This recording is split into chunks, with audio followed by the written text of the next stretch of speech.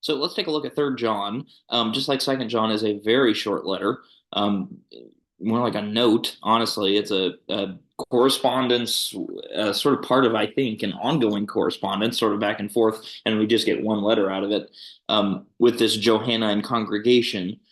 In other words, recall that when we say a Johannine congregation, we mean to say that the disciples after Jesus had ascended kind of go off in different directions and plant churches and such in different areas. And John, the disciple, would have gone and planted congregations himself, and we call these Johannine. They're kind of in the family tree of John um, congregations. And whether John the disciple wrote this letter or it was just one of the people who came after him, I don't know. But anyway, it's written to one of those congregations. It's written to Gaius. We don't know anything about Gaius, presumably, though he's a leader in the congregation.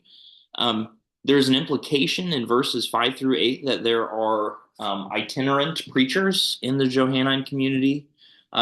So, in other words, preachers who would go around from one congregation to the next, to the next, to the next, um, and we're always sort of on the road, itinerant. We, to some degree, kind of still do that now. I am an itinerant pastor. I can be moved, um, though not to the same degree that they were moving about.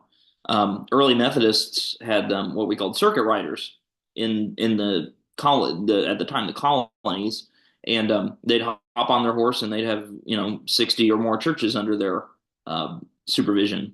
So anyway, there's the implication that there's these itinerant preachers, and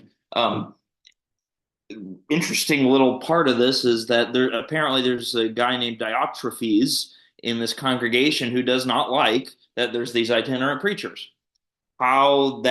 Why he doesn't like that, we don't know. He just doesn't like it, and he's kind of causing some uproar.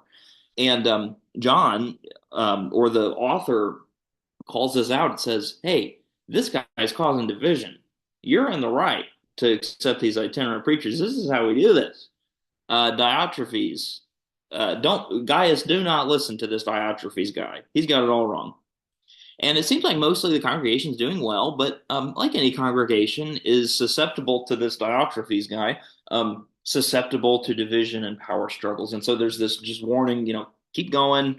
Don't let this guy steal your joy, that sort of thing. So interesting little correspondence, brief, but I'm glad you're reading with us.